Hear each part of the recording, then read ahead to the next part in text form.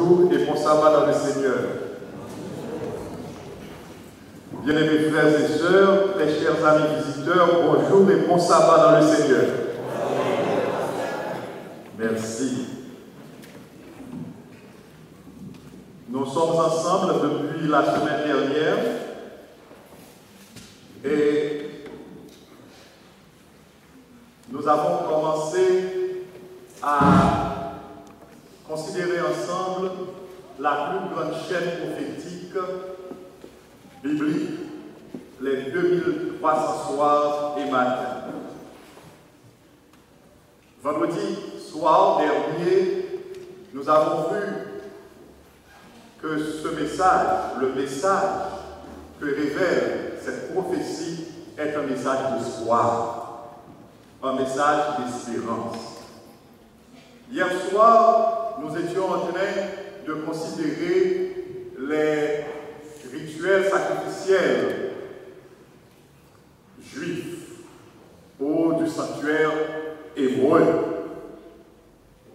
Nous avons promis de voir ce matin le sanctuaire et le jugement, et plus particulièrement,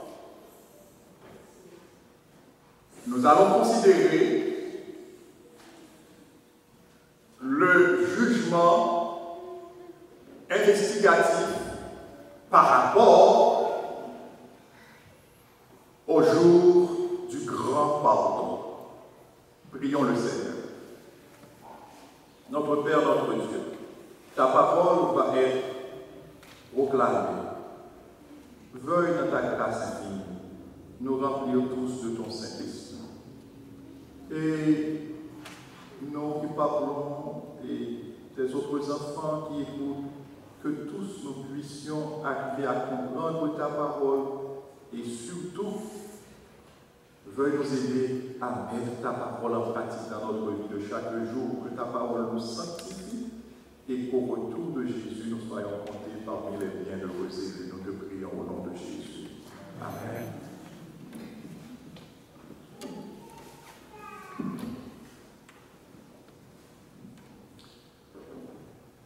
Le jour des expiations et le jugement. Le jour des expiations et le jugement. Hier soir, nous avons vu, à travers le livre Lévitique, à travers ce merveilleux livre, nous avons considéré ensemble certains passages, certains chapitres du Lévitique. Ceux qui étaient là avec nous hier soir se rappellent, nous avons vu les chapitres 1 à 5, encore 12 à 16.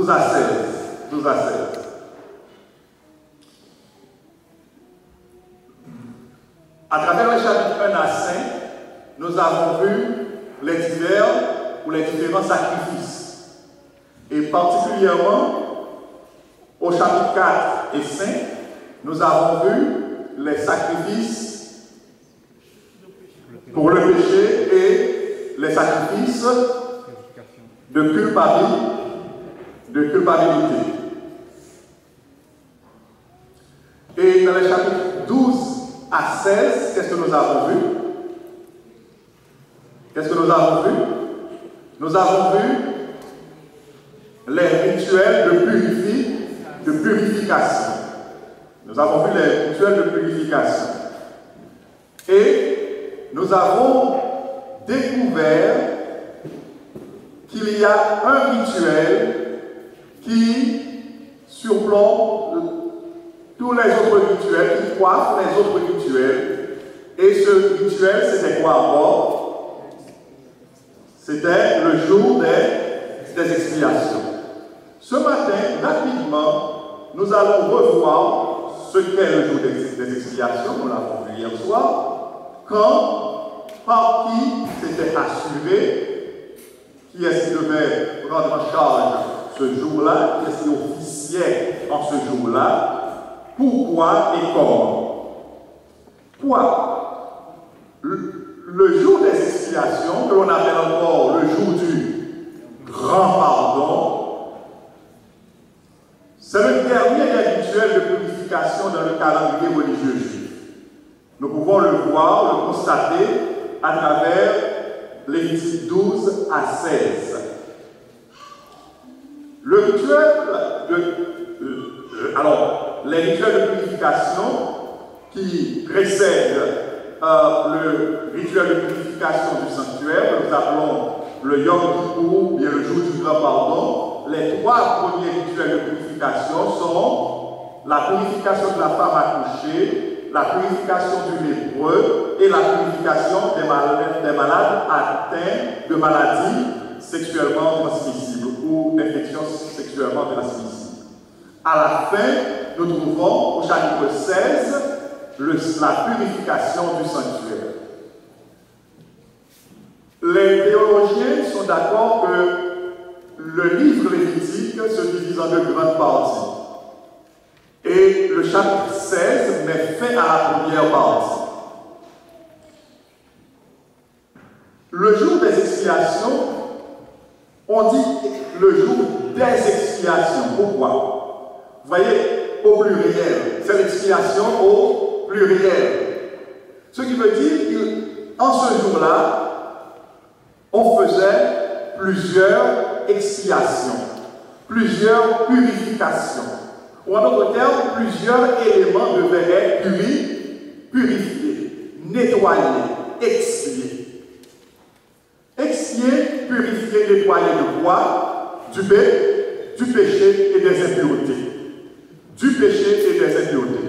Et nous avons vu hier soir, ce que vous savez tous déjà, que Dieu a un ennemi numéro 1. Et cet ennemi numéro 1, c'est quoi ou c'est qui? C'est quoi ou c'est qui?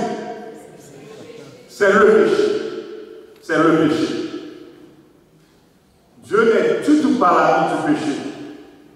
Et nous avons découvert aussi à travers les chapitres 4 et 5 du Lévitique que les sacrifices, les rituels sacrificiels, Dieu les avait institués pour enlever, pour expier un type de péché. C'est à quel type de péché? Des péchés involontaires. Des péchés involontaires. Et nous avons pu comprendre ce que dit l'apôtre Jean dans 1 Jean 2, verset 1er. Petits enfants, je vous écris ces choses afin que vous ne péchiez point. Si quelqu'un a péché, alors sachez que nous avons un avocat auprès du Père, Jésus-Christ le juste. Donc, le péché pour le serviteur ou la servante de Dieu est quelque chose, comme nous l'avons vu hier soir, est quelque chose d'accidentel. Le chrétien, le serviteur de Dieu, la servante de Dieu ne planifie pas de péché. Vous n'êtes pas d'accord? Non.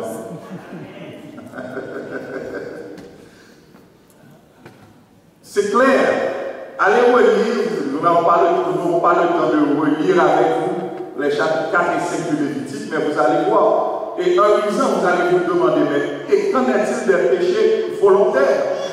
Alors, hier soir, nous avons fait une prière spéciale. Nous avons demandé pardon à Dieu pour les péchés, pour nos péchés volontaires, parce que sans doute nous ne savions pas que nous ne devrions pas pécher volontairement. Alors, ce n'est pas une plaisanterie, c'est important, bien aimé. Le péché est quelque chose de très grave aux yeux de Dieu. Et tous ces rituels de purification concernaient quoi? Le péché. Parce que Dieu n'a jamais eu dans sa tête de cohabiter avec le péché.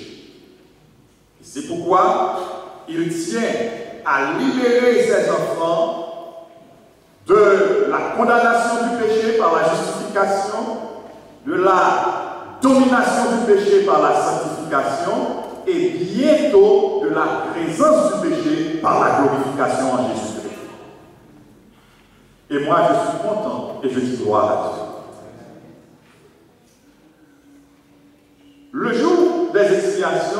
appelé jour du grand pardon.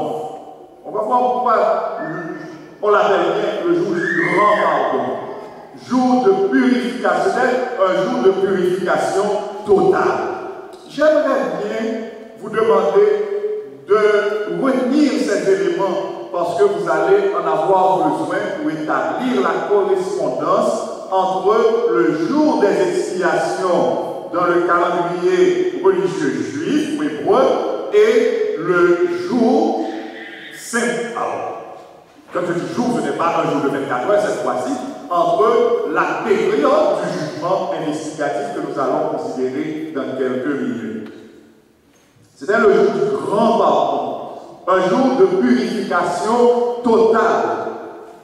Purification totale du péché.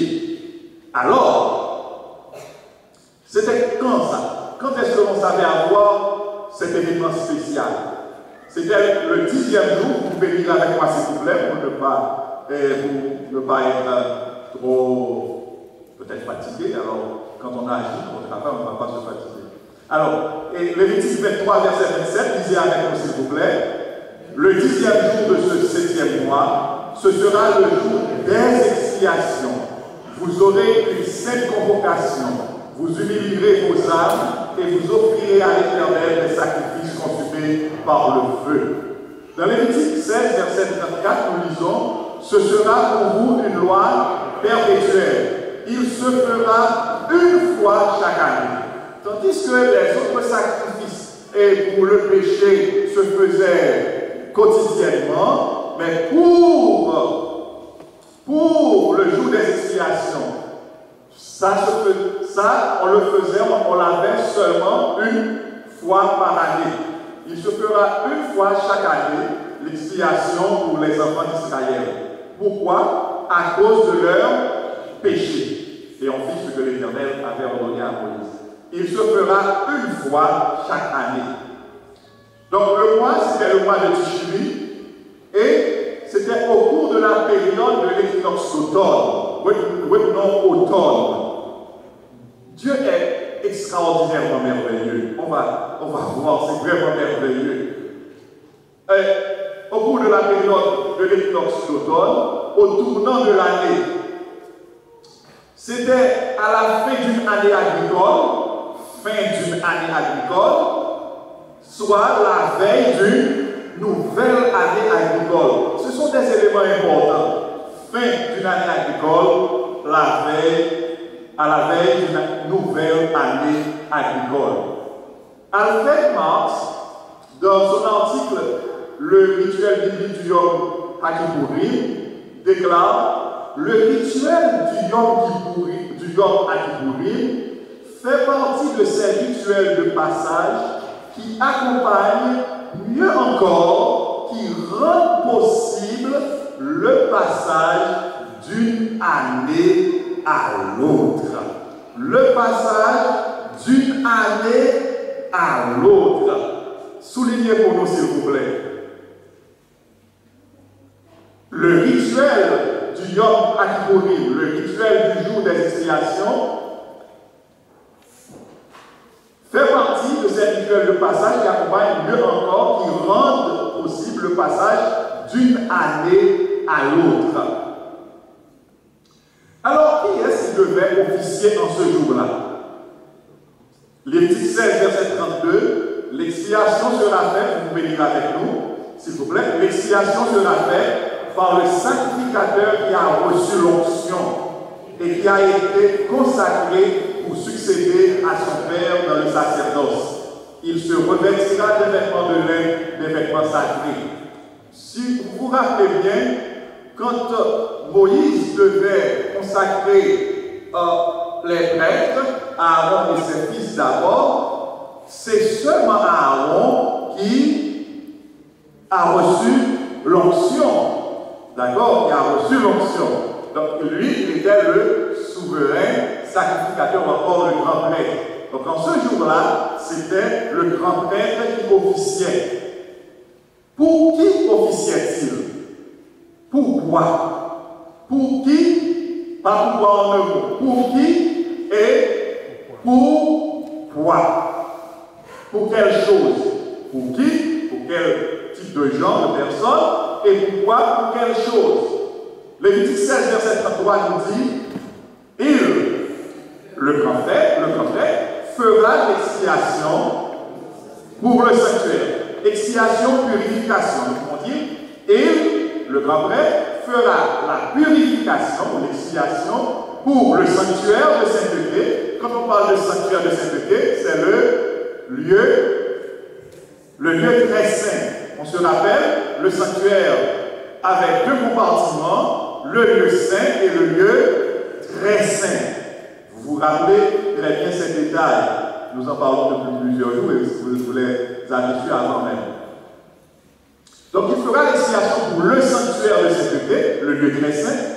Il fera l'expiation aussi pour la tente d'assignation, ou la tente de rencontre, la tente d'assignation, ce que nous appelons le lieu saint, et aussi pour l'autel, et il fera l'expiation pour qui?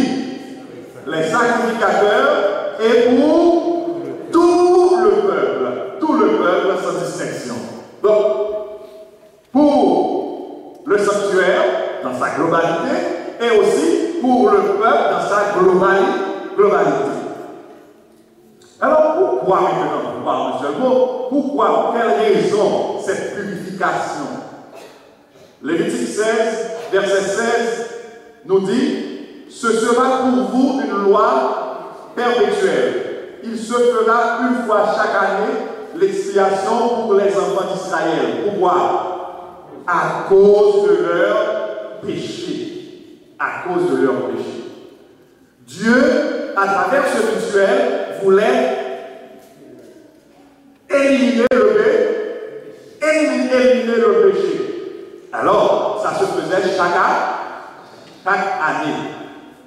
J'ai mis voir Lévitique 4 et 5. Jour après jour, les gens offraient des sacrifices pour leur péché, pour leur culpabilité, pour leur impureté.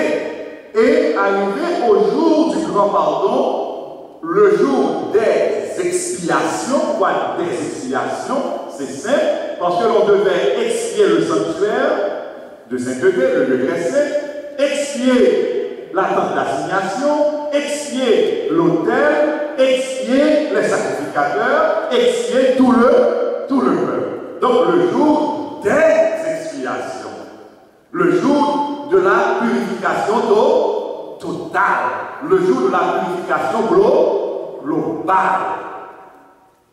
Donc,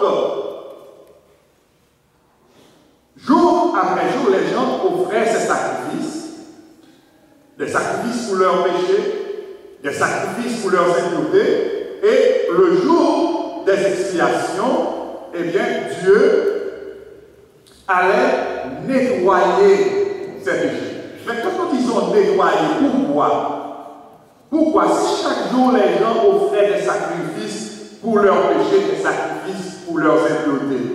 Eh bien, là, on devrait dire, bon, ils étaient en fait quittes. Bon, mais non, rappelons-nous comment se faisaient les choses. Quand c'est le sacrificateur qui avait commis, quand c'était le sacrificateur qui avait commis un péché, vous vous rappelez, il devait offrir des sacrifices et il devait aller asperger le rideau qui sépare le lieu saint du lieu très saint avec le sang de l'animal sacrifié. Quand c'est tout le peuple aussi qui avait péché, eh bien, le sacrificateur devait faire la même chose.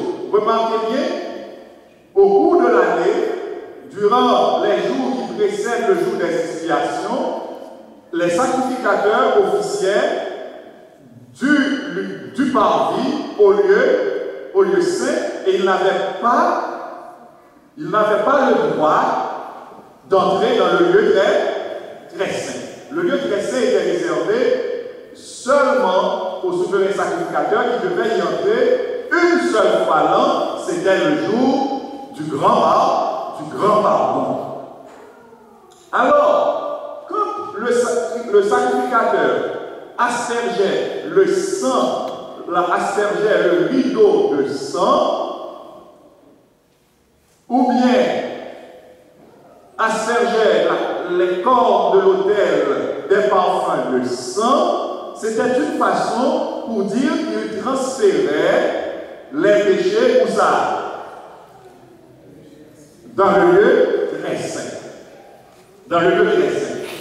Et c'est pourquoi, le jour du grand pardon, le jour des expiations, le souverain sacrificateur, selon des rituels bien spécifiés par l'Éternel, eh bien, qu'est-ce qu'il devait faire, le souverain sacrificateur? Il devait commencer par enlever ces péchés-là qui ont été envoyés tout au cours de l'année dans le lieu très saint. Il devait d'abord expier le lieu très saint. Vous allez lire dans Lévitique 16, vous allez voir comment il devait procéder. Et une fois sorti du lieu très saint, il devait, après avoir aspergé du sang du taureau qu'il avait lui-même sacrifié pour ses péchés, ses propres péchés et les péchés de sa famille, des membres de sa famille, et le sang aussi du bouc qui avait été choisi pour être sacrifié pour le péché du peuple. Donc après avoir purifié le lieu très saint en aspergeant le propitiatoire, c'est-à-dire le couvercle de l'arche de l'alliance du sang de ces animaux sacrifiés, il devait sortir, le souverain sacrificateur devait sortir, traverser le lieu saint pour venir expier l'autel des sacrifices. Et nous avons vu hier soir que le mouvement se fait de l'intérieur vers l'extérieur. Du lieu très saint vers l'autel des sacrifices. Du lieu très saint vers le parvis où se trouve l'autel des sacrifices. C'est pour dire que le péché devait être balayé, devait être chassé, devait être banni du sanctuaire. Et on a vu hier soir aussi que le souverain sacrificateur devait choisir entre deux boucs. Le bouc qui a été, le bouc que l'on sacrifiait généralement, c'est le bouc qui était choisi pour l'Éternel. Et le bouc qui était choisi pour Azazel, eh bien, qu'est-ce qu'on en faisait? Le souverain sacrificateur, arrivé après avoir fait l'expiation de l'autel des sacrifices, il mettait ses deux mains sur le bouc pour Azazel et il y mettait tous les péchés du peuple. Tous les péchés du peuple. Et ce bouc était chassé tout ça dans le désert. En ce jour-là, tous les enfants d'Israël devaient s'humilier devant l'Éternel. Nous pouvons le lire dans Lévitique chapitre 23. Tous les enfants d'Israël devaient s'humilier devant l'Éternel. Ceux qui se montraient rebelles et qui avaient choisi de ne pas s'humilier devant l'Éternel en ce jour-là, comme nous l'avons vu hier soir, dans Lévitique 23, qu'est-ce qui leur était arrivé? Ils étaient retranchés du peuple. Il y a aussi un autre point à considérer. Ce jour du grand pardon, les péchés qui étaient dans le lieu très saint. C'était les péchés de qui? C'était les péchés? Les péchés, oui, des sacrificateurs, parce que eux aussi, ils étaient des hommes, ils avaient péché. Les péchés des chefs, des princes du peuple, ils étaient des hommes, ils étaient des pécheurs aussi, ils avaient péché. Et aussi les péchés du peuple en général. Mais là encore, ce serait bien de considérer les péchés de ceux qui avaient choisi de se repentir et de confesser leurs péchés. Ceux qui avaient accepté le système offert par Dieu pour l'expiation de leurs péchés. Est-ce que c'est clair? Ceux qui n'avaient pas accepté le système offert par Dieu pour l'expiation de leurs péchés, quel était leur sort? Ils portaient le fardeau de leur péché. Et c'était la mort aussi pour eux. Parce que même le bouc Azazel, les péchés qui étaient déposés sur sa tête, le bouc Azazel, les péchés qui étaient déposés sur sa tête, c'était les péchés de ceux-là qui s'étaient repentis, qui s'étaient confessés devant l'Éternel et qui avaient offert des sacrifices pour leurs péchés, des sacrifices pour leur impureté. Est-ce que c'est clair, bien-aimé? C'est clair? C'est important. C'est important. Donc ceux-là qui n'avaient pas accepté le système d'expiation offert par Dieu, ils portaient eux-mêmes leurs péchés et ils en subissaient aussi les conséquences. Ils en recevaient le salaire. Le salaire du péché, c'est la mort. Pourquoi? Pourquoi est-ce que nous avons fait ce point? On va voir. Le sanctuaire céleste. Oui, il y a aussi un sanctuaire céleste. Lisons ce passage de Paul dans Hébreux. Lisons. Mais Christ est venu comme souverain sacrificateur des biens à venir. Il a traversé le tabernacle plus grand et plus parfait qui n'est pas construit de main d'homme, c'est-à-dire qui n'est pas fait de cette création, pardon. Il est entré une fois pour toutes dans le lieu très saint. Une petite précision. La version seconde traduit ici lieu très saint. Jésus est entré une fois pour toutes dans le lieu très saint. Mais le grec ne dit pas lieu très saint. Le grec dit ta agia, les saints. Ta agia, les saints. C'est pourquoi dans certaines versions, vous allez voir, dans ce verset, il est dit, il est entré une fois pour toutes dans le sanctuaire, dans les saints. Parce que le sanctuaire est composé de combien de lieux saints? Mes amis, de deux lieux saints. Le lieu saint et le lieu très saint. Donc, l'apôtre Paul, dans sa lettre aux Hébreux, dans son épître, il n'a pas dit qu'il est entré une fois pour toutes dans le lieu très saint, mais il a dit que Jésus, dans le texte, il a dit que Jésus est entré une fois pour toutes dans les saints, ou en d'autres termes, dans le sanctuaire. Non avec le sang des loups et des veaux, mais avec son propre sang, alléluia, ayant obtenu une rédemption éternelle, et nous disons Amen. Gloire à Dieu.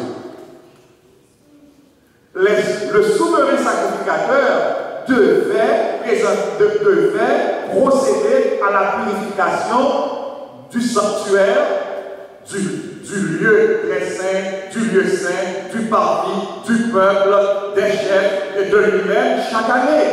Mais Jésus-Christ, lui, il procédera en tant que souverain sacrificateur à la purification du sanctuaire céleste une fois pour toutes. Alléluia.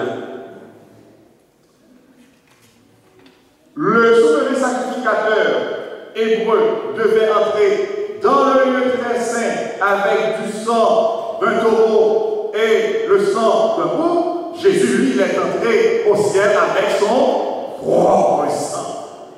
Et ce sacrifice, il l'a offert une fois pour toutes. Amen. Alors, nous avons ce texte-là de Daniel 8, verset 14, que nous sommes en train de grignoter depuis la semaine dernière, parce que presque chaque jour, un petit morceau, voilà. Et ce texte nous dit 2300 soirs et matins, puis le sanctuaire sera purifié. Le sanctuaire dont il est question ici n'est pas le sanctuaire juif, le sanctuaire des Hébreux. C'est le sanctuaire céleste. Cet après-midi, vous pourrez poser vos questions et vous aurez beaucoup plus de temps pour poser vos questions que vous en aviez la semaine dernière, je vous l'assure. Chose promise, chose due. Donc, c'était ici, dans Daniel 8, verset 14, il s'agit du sanctuaire céleste. Daniel 8 est très lié à Daniel 7 et très lié à Daniel 9. Alors, quand est-ce que le sanctuaire céleste devait-il commencer à être purifié? Selon Daniel 9, que nous pourrons revoir encore cet après-midi en détail selon vos questions, quand nous lisons dans Daniel 9, à partir du verset 24, il est question des 2300 soirs et matins prophétiques, qui sont en réalité 2300 années normales. 70 semaines concernaient l'histoire des Juifs. Vous savez que les Juifs avaient une mission spéciale. Représenter Dieu auprès des autres nations. Dieu lui-même l'avait dit à Abraham, toutes les nations de la terre seront bénies en ta postérité. Toutes les nations de la terre seront bénies en ta postérité. Eh bien, quand nous étudions en détail cette prophétie, il est dit que le point de départ, c'était quoi? La date du décret de la reconstruction de Jérusalem. Et on a trouvé que cette date-là, c'était automne, ce décret a été émis en automne de l'année 457 avant Jésus-Christ. Automne. Le jour des expiations encore se réalisait à quelle période, en quelle saison? Automne. On y est? Automne. Donc, alors dans cette semaine, selon la prophétie de Daniel 8 et 9, et en 408 avant Jésus-Christ, avant l'ère chrétienne, eh bien, on a achevé la reconstruction de Jérusalem. C'était dire aussi 62 semaines seraient ajoutées. 62 plus 7, ça nous donne 69.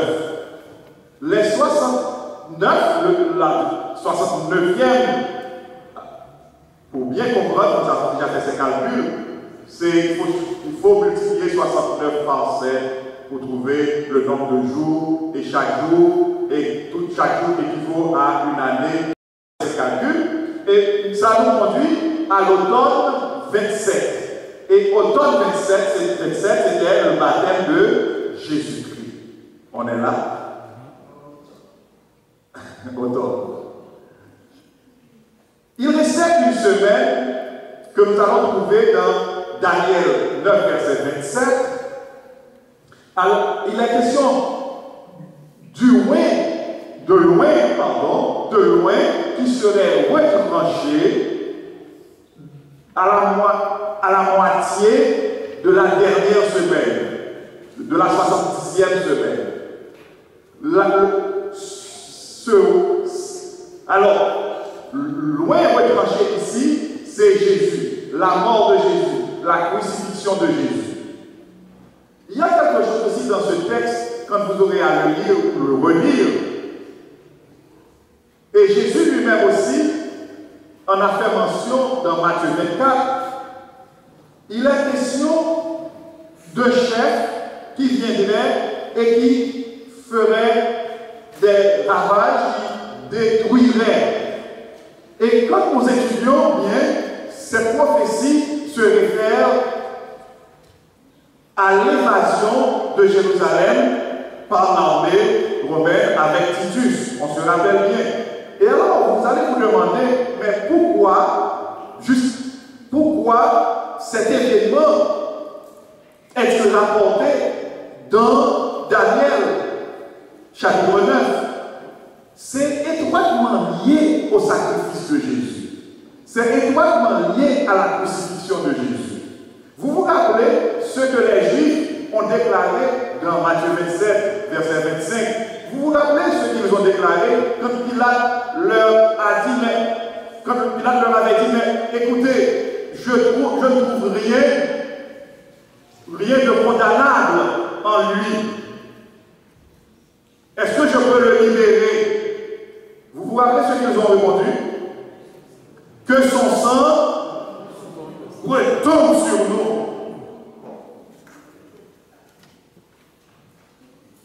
Que son sang retombe sur nous. Et c'est pourquoi vous allez voir Daniel lit la réalisation de cette prophétie à la crucifixion de Jésus. Et Jésus lui-même aussi, il va s'y référer dans Matthieu 24. Et maintenant, pourquoi est-ce que j'ai porté cette précision? C'est parce que la dernière semaine s'achève en l'an 34 et l'événement que nous venons de mentionner là va se situer en l'an 70, donc c'est postérieur à l'an 34. Mais c'est lié à l'événement de l'an 31, c'est-à-dire la crucifixion de Jésus-Christ. Au temps 34, c'est la lapidation d'Étienne. L'Église chrétienne en herbe commence à être persécutée et qu'est-ce qui va arriver? Les chrétiens vont s'éparpiller et l'évangile va être propagé, proclamé aux non-juifs, aux gentils, aux païens.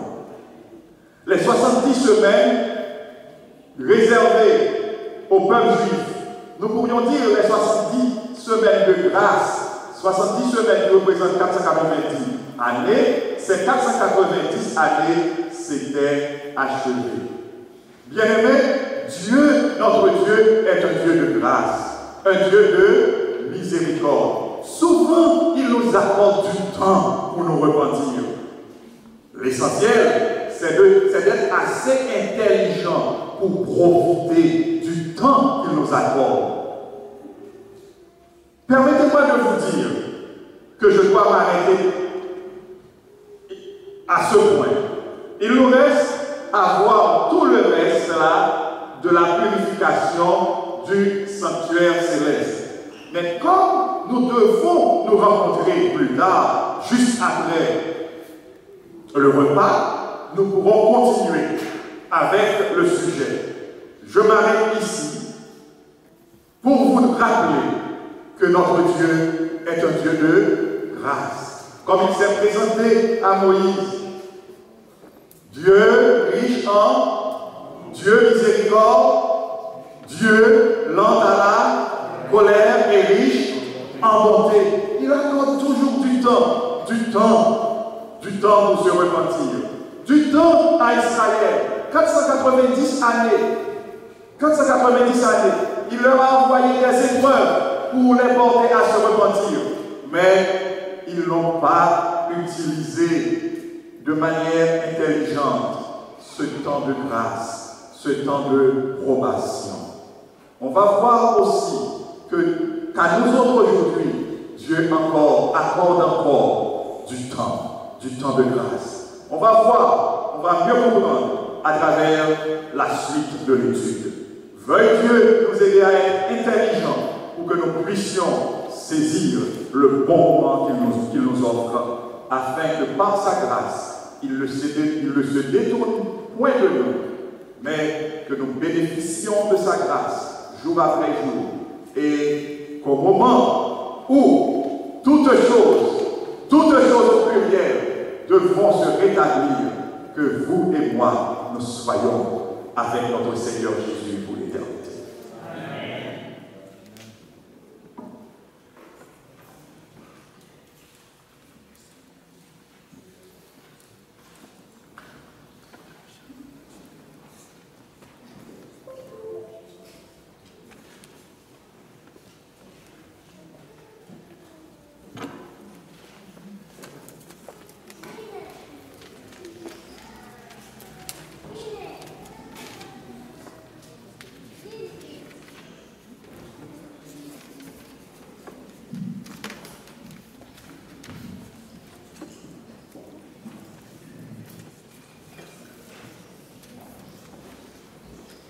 Pour sceller les paroles de ce message à notre cœur, nous chanterons 300 du numéro 341. Ô mon souverain. Désolé. 112. Je vous invite à vous tenir debout.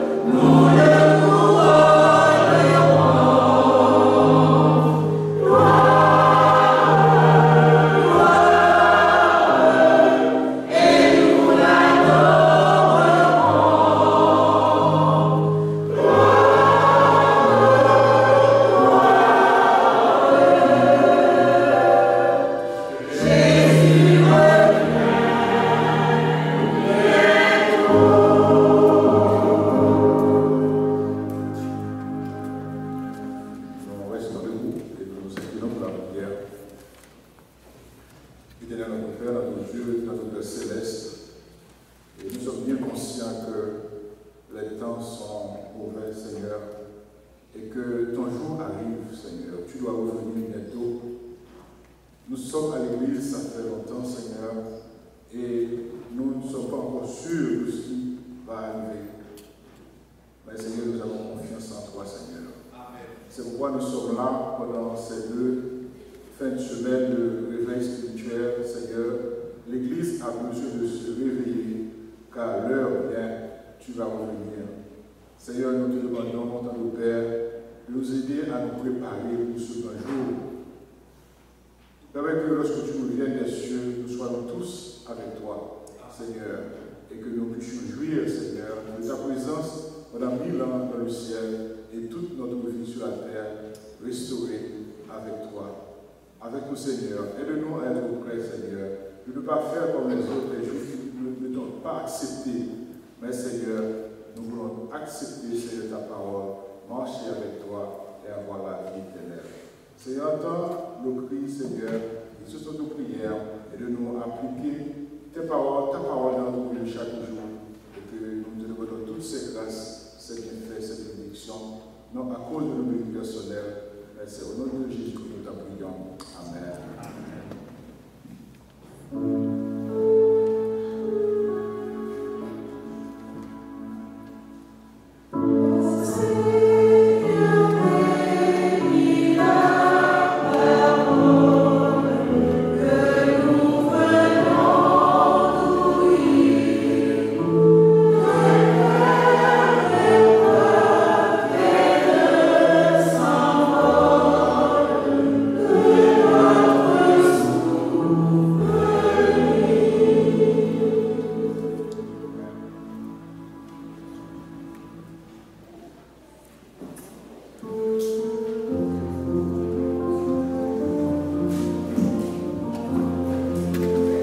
J'aimerais rappeler aux membres de la commission préparatoire de nous retrouver immédiatement dans la salle d'à côté pour une séance de travail. Et cet après-midi, la commission va présenter son rapport à l'Église immédiatement après la formation de cet après-midi. Merci.